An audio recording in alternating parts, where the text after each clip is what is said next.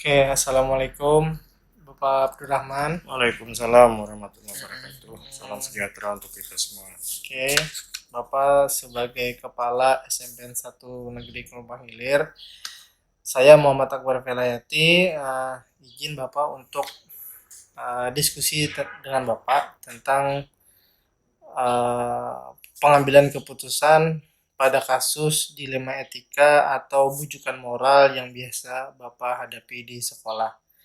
Izin Bapak saya rekam untuk keperluan tugas calon guru penggerak Bapak. Siap. Oh, Bujukan moral atau rujukan moral? bujukan moral. Rujukan Bujukan moral. moral Bapak ya. Oke, pertama Bapak, selama ini bagaimana Bapak itu dapat mengidentifikasi kasus yang merupakan dilema etika. Dilema etika ini dua kasus yang saling bertentangan tapi dia memiliki sama-sama nilai kebajikan atau sama-sama benar, atau bujukan moral. Artinya dua kasus yang saling bertentangan tapi jelas terlihat bahwa satu ada yang salah, satu ada yang benar. Nah, bagaimana cara Bapak mengidentifikasinya? Baik. Karena tadi ini ada dua kasus yang berhubungan dengan bujukan moral dan dia dilema etika, ya kan? Nah, kasus-kasus semacam ini kan sering muncul di sekolah. Lalu bagaimana mengidentifikasinya? Maka langkah pertama yang saya ambil adalah mempelajari kasus yang muncul itu. Apakah dia termasuk ke dalam bujukan moral atau dia termasuk ke dalam dilema etika? Ya. Jadi mempelajari dulu, menganalisa, sehingga dengan cara seperti itu bisa menemukan benang merahnya untuk dicarikan solusi atau pemecahan kasus tersebut. Oke, berarti kita harus mempelajari kasusnya secara mendalam dulu Pak Betul. ya. Terus selanjutnya Bapak, bagaimana Bapak selama ini menjalankan pengambilan keputusan di sekolah? Ya. Terutama kalau Bapak dihadapkan dengan kasus dilema etika. Oke. Dilema etika ya. Hmm. Kalau ditanya bagaimana, maka saya akan jawab dengan cara. Tentunya dengan cara yang menurut saya efektif. Kalau dia berhubungan dengan dilema etika misalnya. Kasus yang sama-sama Kasus benar. yang sama-sama benar. Ya. Maka sekali lagi pelajari dulu, ditemukan benang merahnya, kemudian berani mengambil keputusan. Nah, keputusannya ini harus sama-sama bisa diterima sebagai solusi yang terbaik. Saya ambilkan contoh satu. Di sekolah ini banyak program-program kegiatan. Nah, mungkin salah satunya adalah pemberian honor kepada tendik, tenaga pendidikan, baik guru atau tenaga pendidikan. Ya. Ketika diprogramkan, ini kan setiap bulan wajib pada tanggal tertentu, tanggal awal bulan, mereka sudah harus menerima honor sebagai kompensasi atas pekerjaannya. Nah, ketika itu sudah sampai dan dana yang dari programkan di BOS itu belum keluar, maka saya harus berpikir bagaimana caranya. Saya akan panggil gurunya dan saya juga akan panggil bendahara. Kita rembuk, ya, kita rembuk untuk memecahkan ini. Hasilnya adalah bisa jadi di antara bertiga ini bersepakat bahwa bisa kita minta penundaan, satu, bisa juga kita mencarikan sumber lain ya, yang bisa mengatasi permasalahan ini. Nah, sehingga baik saya sebagai kepala sekolah, kemudian guru honor tersebut dan penyedia dana namanya bendahara, itu terjadi kerjasama yang bagus sehingga tidak menimbulkan masalah. Karena dua-duanya adalah benar. Dua-duanya benar. Oke, berarti intinya kita harus mencari alternatif solusi, Pak ya. Artinya kita usahakan alternatif itu tidak mendegradasi dua dari kasus tadi. Maksudnya tidak mendegradasi kasus yang saling bersinggungan tadi. Bersinggungan, ya. Artinya tidak ada yang dirugikan dengan keputusannya tadi, alternatif keputusan tadi. Oke, selanjutnya Bapak, langkah-langkah atau prosedur seperti apa yang biasa Anda lakukan untuk mengambil keputusan ini? Step by step-nya itu seperti apa? Mulai dari awal sampai timbul sebuah keputusan. Oke. Langkah yang harus saya ambil untuk mengatasi sebuah masalah ini adalah, ya pertama sekali lagi saya harus mengidentifikasi permasalahan yang muncul itu, saya pelajari, saya cari benang merahnya. Kemudian setelah menemukan benang merah dari permasalahan atau kasus itu, saya mencoba untuk berinisiatif menentukan cara saya sendiri dulu. Dengan cara apa saya harus bisa ini. Karena ini tanggung jawabnya sebagai manajerial. Setelah saya menemukan dengan cara sendiri, saya perlu, ya, langkah keduanya saya perlu masukan. Masukan dari mana? Nah, dari pertama adalah guru yang saya anggap bisa untuk mengatasi ini, membantu saya untuk mengatasi ini. Jadi tidak semua guru, tetapi ada guru tertentu, apakah dia sebagai wakasek atau guru senior atau dia guru bimbingan konseling gitu. Nah, yang ketiga, yang keempat, maka saya akan memanggil guru bimbingan konselingnya. Ya. Karena kebiasaannya, kalau dia berhubungan dengan permasalahan sosial yang muncul di sekolah itu, BP lebih berperan. Apakah kepada peserta didik pada umumnya, pada khususnya, atau sekolah secara umum. Ya, seperti itu langkah yang harus, sehingga ketika saya memutuskan, saya yakin dan percaya keputusan itu bisa terwakilkan semuanya. Jadi ada 4 Pak ya, tapi kalau mau kita kecilkan lagi bisa disebut ada 3 step Bapak menentukan langkah-langkahnya. Pertama, mempelajari kasusnya. 2, menentukan dulu penyelesaian kasusnya, rencana penyelesaiannya. Terus Bapak akan berkonsultasi dengan guru yang dianggap layak atau dianggap bisa untuk membantu Bapak, atau guru BK yang bersangkutan kalau masalah sosial yang terjadi di sekolah pada khususnya, atau permasalahan yang terjadi pada siswa pada khususnya, atau permasalahan yang terjadi pada sekolah pada umumnya. Oke Bapak, hal apa saja yang selama ini Bapak anggap efektif tadi kan udah ada disinggungi masalah efektif. Nah, apa saja yang menurut Bapak efektif dalam pengambilan keputusan pada kasus-kasus dilema etika? Oke. Yang saya anggap efektif ya untuk mengatasi permasalahan-permasalahan atau kasus-kasus yang muncul sekarang di antara 2 tadi yang berhubungan dengan bujukan moral dan dilema etika ini adalah, 1, menanamkan kepercayaan gitu, kepada orang yang kita pandang perlu untuk bisa membantu memecahkan masalah, membantu ya. Selain berasal dari pemikiran saya sendiri. Ya. Nah, kemudian yang kedua, membawa mereka untuk berembuk. Ya. Berdiskusi atau berembuk dalam hal mencari benang merahnya dan mengatasinya.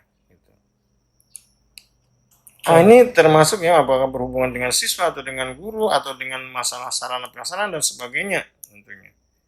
Kemudian yang ketiga, memastikan bahwa mereka dalam sebuah rembuk itu mempunyai persepsi yang sama pada akhirnya ketika keputusan mau diambil. Jadi di sini nuansa demokratisnya sangat-sangat dikedepankan. Saat dijaga. Ya. Oke, ada 3 berarti Pak ya. Jadi yang pertama tadi, memberi kepercayaan kepada orang bahwa dia bisa diandalkan untuk membantu Bapak dalam pengambilan keputusan. Itu yang kedua. Terus Bapak mengajak untuk berembuk dalam hal kondisi yang dihadapi. Terus yang ketiga, Bapak meminta untuk semua yang terlibat itu mempunyai persepsi yang sama. Itu yang keempat. Oke Bapak, terus Yang kelima Bapak nih, hal-hal apa saja yang selama ini merupakan tantangan Bapak dalam mengambil keputusan Iya. atas kasus-kasus dilema etika? Ya. Sebenarnya kalau bicara tentang tantangan, ini relatif ya, tergantung kepada dilema etikanya, gitu. Jadi kalau tantangan apa? Yang susah itu adalah sekali lagi menyamakan persepsi. Gitu. Menyamakan persepsi itu bukan hal yang mudah, tetapi perlu pemikiran, tetapi wajib untuk ditemukan. Gitu. Sehingga kasus itu bisa selesai dan tidak berlanjut. Bukan persepsi. Ya, Oke. salah satu.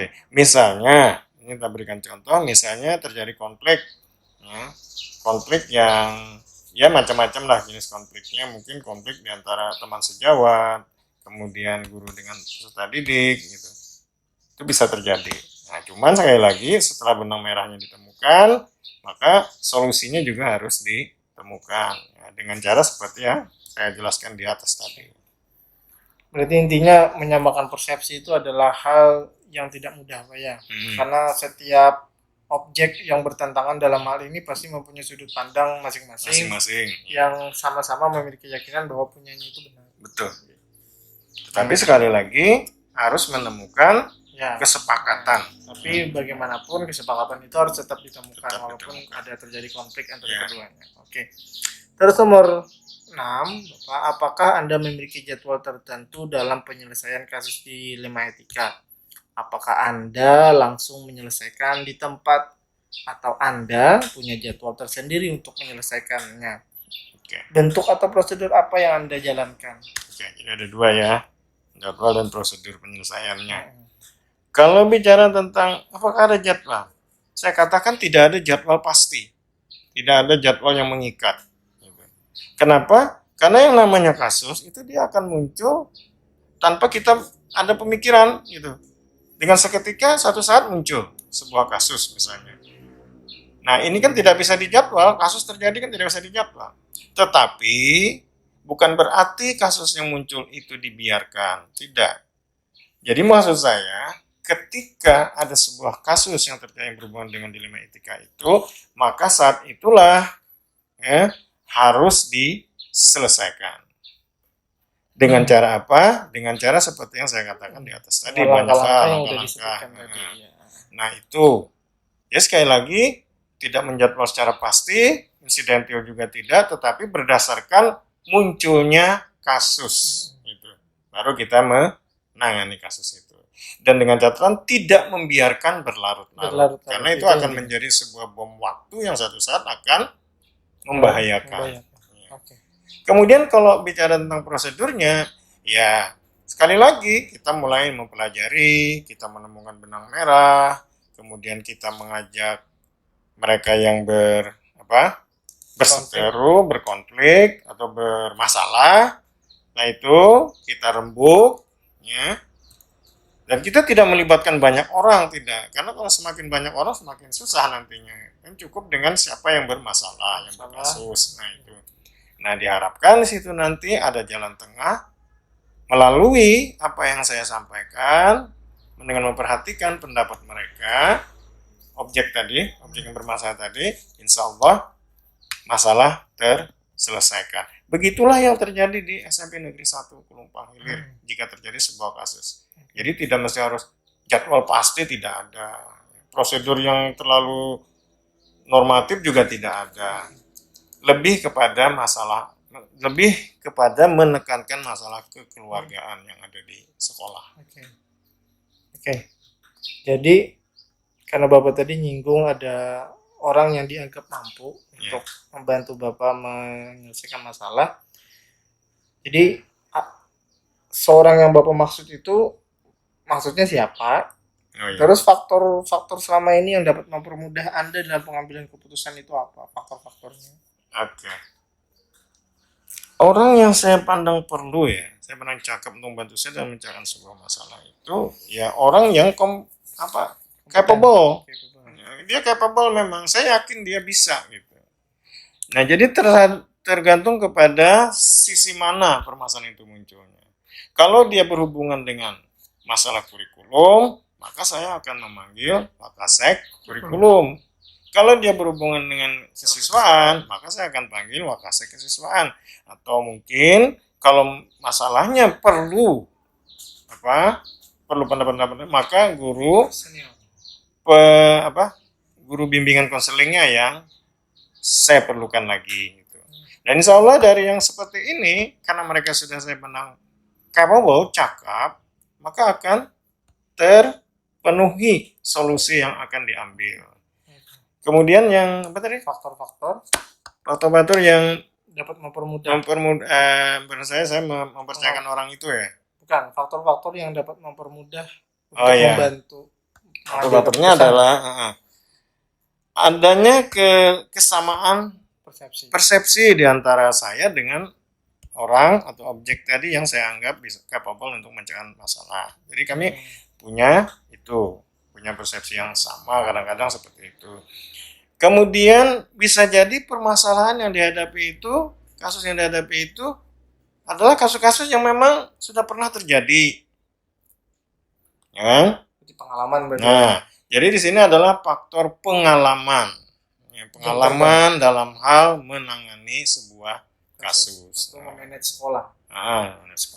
Nah, yang ketiga adalah mempercayai orang yang kita anggap capable itu dalam hal memberikan solusi. Jadi pendapat mereka itu bisa menjadi alat bagi saya dalam menyimpulkan sebuah solusi untuk mengatasi masalah atau kasus. Oke, udah sampai yang sesi terakhir ini Pak.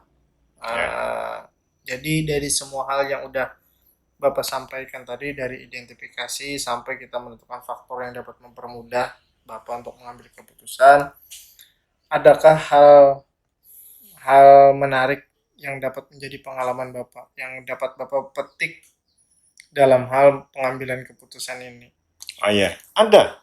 Ya. Kalau ditanya ada hal yang menarik, ada. Ya.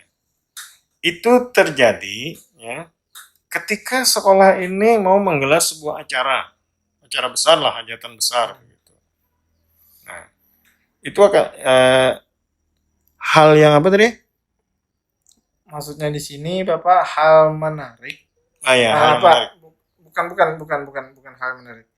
Pembelajaran yang dapat Bapak petik. Pembelajaran yang bisa Bapak pelajari yang menarik menurut Bapak sehingga Bapak ini dapat terus bagus dalam mengambil keputusan. Pembelajaran yang baik dalam mengambil keputusan itu ya. Iya. Itu adalah berembuk atau berdiskusi, atau istilah sekarang itu adalah forum diskusi guru, FGD. Itu. Nah, itu yang pengalaman pembelajaran yang bagus ketika kita menemukan sebuah kasus dan kita ingin memecahkannya. Kolaborasi. Jadi ada terjadi kolaborasi di situ dan bisa bergotong royong gitu ya, dan tidak mementingkan ego gitu di situ. Nah, itu pengalaman pembelajaran yang paling menarik ketika kita ditemukan atau dihadapkan sebuah kasus di sekolah, yaitu dengan cara kita berkolaborasi dan bergotong royong gitu. Jadi kalau forumnya adalah bisa rembuk, bisa diskusi, atau lebih dikenal dengan forum diskusi guru. Nah, sehingga hasilnya pun lebih meyakinkan. Oke. Menarik nih Pak. Artinya dari cara kita mengambil keputusan itu, kita juga dapat merefleksi diri kita bahwa sifat kolaboratif itu tidak bisa kita tinggalkan. Betul. Sikap sosial kita terhadap orang lain tidak bisa kita tinggalkan. Sifat kegotong royongan, semangat kegotong royongan itu merupakan landasan utama agar kita bisa dapat mengambil keputusan yang baik, keputusan yang tidak merugikan pihak yang sedang berkonflik, dalam hal ini konflik dilema etika. Oke. Terima kasih Bapak atas masukannya dan penjelasannya. Semoga ini bisa saya terapkan nanti saat saya memimpin sebuah institusi atau sekolah. Oke. Saya akhiri Bapak. Assalamualaikum warahmatullahi wabarakatuh. Waalaikumsalam. Sukses selalu.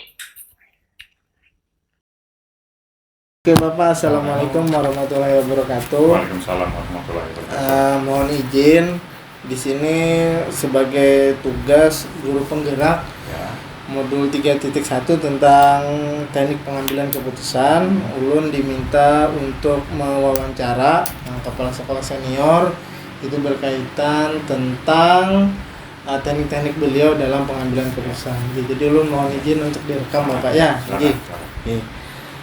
Untuk yang pertama Bapak,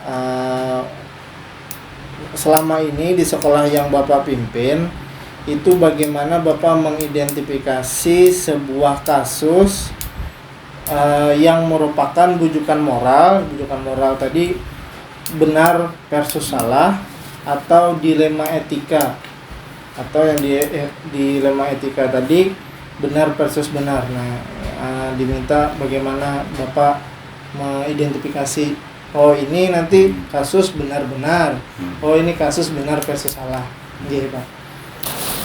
Mungkin untuk kasus ini yang pertama dulu kita mencari permasalahannya dulu, di mana dulu permasalahannya kan dulu. Mungkin ada dari beberapa pihak yang perlu kita gali informasinya dulu kan. Kemudian kalau ini sudah dapat kita keterangan dari berbagai Pihak sumber tadi, atau pihak, baru kita dapat menganalisa tindakan apa yang akan kita lakukan. Dalam hal ini mungkin menganalisa ini masuk bujukan moral atau dilema etika apalah. Oke. Jadi Bapak melihatnya dari sudut pandang Bapak sendiri dan sudut pandang orang lain, baru Bapak bisa menyimpulkan. Terus yang kedua Bapak, bagaimana Bapak ini menjalankan pengambilan keputusan di sekolah, terutama untuk kasus-kasus yang sama-sama benar atau sama-sama mempunyai nilai-nilai kebajikan, atau kalau simpelnya bagaimana Bapak menyelesaikan kasus-kasus yang berkaitan tentang dilema etika, artinya ada dua hal nih yang sama-sama benar itu. Nah, Bapak cara pengambilan keputusannya itu kayak gimana Pak? Memang kalau melihat dari permasalahannya, mungkin kan kita lihat itu sama-sama benar. Itu dalam pengambil keputusan memang agak sulit. Karena yang kita ambilnya antara dua hal yang benar-benar juga sudah tidak salah gitu kan. Jadi keputusannya itu memang itu agak sulit. Tapi namanya harus kita putuskan. Jadi kan harus kita ambil dulu sisi yang mana yang lebih di antara dua itu tadi tuh. Yang sisi baiknya tadi yang mana yang terbaik di antara itu tadi tuh. Yang terbaik berarti yang menjelaskan yang terbaik dari hal yang terbaik. Itu tadi. Jadi kan yang kita ambil itu di mana yang lebih manfaatnya lebih banyak daripada yang itu tadi, lebih banyak gitu. Oke. Berarti kalau kita mengambil hal baik dari yang baik, nah berarti prosedurnya menurut Bapak itu kayak gimana biar kita bisa menemukan oh itu hal yang paling baik tuh antara dua kasus yang baik tadi. Kemungkinan cara pengambilannya mungkin kita lihat dulu antara dua sisi tadi kan yang sama-sama benar tadi. Misalnya untuk kedua-duanya kan sama untuk kemajuan sekolah. Jadi yang mana yang manfaatnya itu lebih baik lagi dari yang satunya gitu. Tapi sama-sama kan untuk kemajuan sekolah juga. Jadi kita ambil yang mana yang lebih baik. Yang lebih manfaatnya itu lebih untuk kemajuan sekolah. Berarti Bapak menilai dari sisi kebermanfaatan dari sudut pandang sekolah ya. Ada nggak menurut Bapak hal yang menurut Bapak efektif dalam hal mengambil keputusan yang sama-sama benar tadi Pak? Yang menurut Bapak efektif, hal-hal apa saja yang selama ini efektif dalam mengambil keputusan dalam kasus-kasus dilema, maksudnya yang membuat Bapak mengambil keputusan ini sehingga keputusan ini efektif gitu? Gitu tadi. Yang pertama kita dalam mengambil keputusan kita dulu harus kita mengadakan pertemuan juga dengan semua unsur pendidikan di sekolah kan, seperti guru-guru itu, kemudian PU juga kan yang terlibat di situ. Jadi kan Semua kita warga semuanya sekolah dulu malah. ya semua. Jadi kan kita dari dari pengamatan mereka juga sebagai bahan pertimbangan kita untuk menentukan kebijakan itu tadi tuh, keputusan. Nah, jadi secara anunya kan tidak kita sendiri yang dalam pengambil keputusan itu, tapi bersama-sama dengan dewan guru dan staf usaha juga. Seluruh warga Iya, sekolah. Oke. Berarti jadi tidak subjektif ibaratnya dalam pandangan kita. oke, berarti hal efektif yang menurut Bapak tadi untuk mengambil keputusan ini satu yaitu tentang Bapak melakukan dulu pertemuan Ya, dengan semua ya, warga sekolah, ya, bercerita di ya, situ, meminta semua yang berpendapatnya kan. meminta semua anggota Pak ya untuk memberikan pendapatnya. Terus dari hal itu Bapak membuat sebuah pertimbangan, jadi hasil keputusan yang Bapak ambil itu, Bapak pikir itu sudah menjadi keputusan bersama yang semuanya bersamaan gitu. Oke. Terus tantangannya Pak, jadi tantangannya dalam kita mengambil kasus-kasus yang sama-sama benar ini. Iya, memang tantangannya itu tadi kan, karena ada dua kan, berarti kan ada yang merasa itu tadi tidak dikalahkan itu tadi kan, itu suatu juga kan, mungkin ada timbul perasaan yang tidak nyaman, itu kan salah satunya itu tadi tuh. Oh iya, oke. Berarti tantangannya itu tadi jelas, mungkin nanti ada yang merasa tidak nyaman. Iya, itu pasti kan. Merasa tidak nyaman atau dia merasa dikalahkan ya. Dikalahkan. Terus seperti dan merasa tidak nyaman itu maksudnya. Oh iya, yang jelas dia disalahkan. Merasa dikalahkan. Terus mungkin dia merasa tidak nyaman. Tidak nyaman itu ya. Padahal ya kemajuan sekolah juga kan. Padahal yang diambil yang dari versi dia juga benar gitu Pak ya. Oke. Terus apakah kasus dilema etika yang Bapak hadapi dalam pengambilan keputusan tadi, penyelesaiannya itu harus sesegera mungkin, atau biasanya Bapak punya jadwal sendiri untuk menyelesaikannya, atau Bapak punya prosedur atau teknik sendiri nih untuk menyelesaikannya? Biasanya kalau ada kasus seperti itu, ya memang jarang, tapi kan kalau ada, biasanya kalau itu kada berulang langsung kita adakan pertemuan aja itu tadi tuh. Lalu kita tidak mengambil keputusan secara sepihak aja. Jadi kita dulu berunding dengan warga sekolah tadi. Jadi kita minta pendapat mereka juga. Jadi dalam pengambil keputusan itu kita mendengarkan dulu aspirasi dari kawan-kawan. Nah, kemudian baru kita dapat menyimpulkan dan kita dapat mengambil keputusan. Oke, berarti intinya tetap kasus kebersamaan itu sebagai dasarnya ambil keputusan. Terus kita ambil keputusannya dari musyawarah tadi kan, pasti kan kebersamaan itu melahirkan sebuah musyawarah macam gitu. Oke, yang terakhir nih Pak, pengalaman apa yang menurut Bapak sangat berharga setelah Bapak seringkali mengalami kasus atau menemui kasus-kasus di dalam etika ini? Pengalaman berharga yang Bapak. Pengalamannya banyak ya. Pengalamannya ini cuma menceritakannya ini yang agak salah satu aja pengalamannya aja. Hal yang bisa Bapak pelajari jadinya. Kebetulan di sekolahan kita itu guru agama itu kan kurang. Kemudian ada guru di sekolah lain itu kelebihan, di sekolah SD kelebihan. Nah, jadi untuk proses pindah itu tidak mungkin karena tadi aturannya kan harus 15 tahun sekarang. Nah, kemudian sedangkan kita kan kekurangan. kurang guru agama. Sedangkan di sana kelebihan karena mereka ada 3 guru agama. Nah, jadi kita menyikapinya kemudian tadi minta apa ke dinas itu untuk supaya bisa gitu pindah ke sekolah kita. Tapi kan itu kan melanggar aturan itu karena itu tadi apa guru yang bersangkutan itu karena ada ikatan apa kontrak kerja itu selama 15 tahun baru bisa mengusulkan pindah. Nah itu tadi kemudian dengan dinas mungkin diberi tadi surat istilahnya titipan.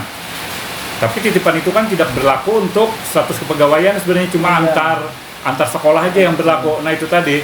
Jadi kita kebijakan kita juga sama kebijakan dinas kita memberikan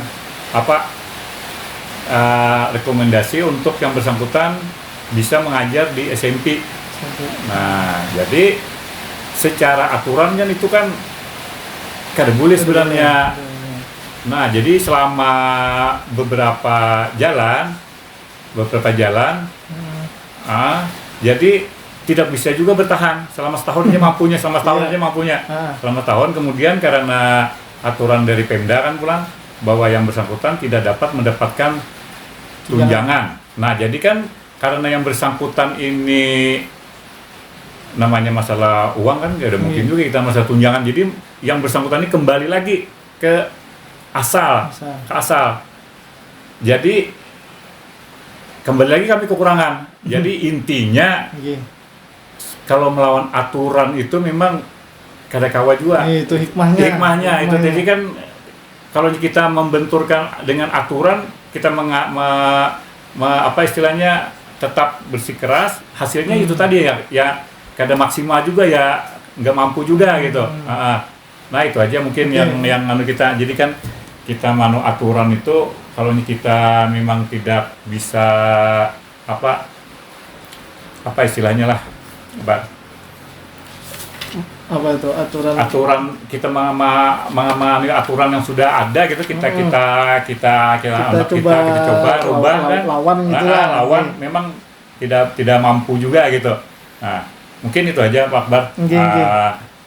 Anunya kita tadi itu waktu itu untuk berarti intinya itu Pak ya, kalau misalnya dilema etika ini sudah mungkin kalau dalam hal guru penggerak ini namanya itu rasa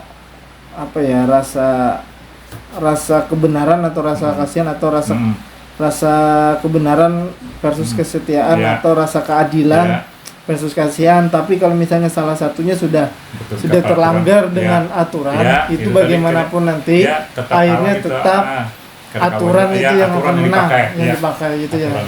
Artinya walaupun ada hal-hal lain yang bertentangan sebenarnya tentang aturan itu, tapi balik lagi akhirnya aturan juga aturan itu karena kita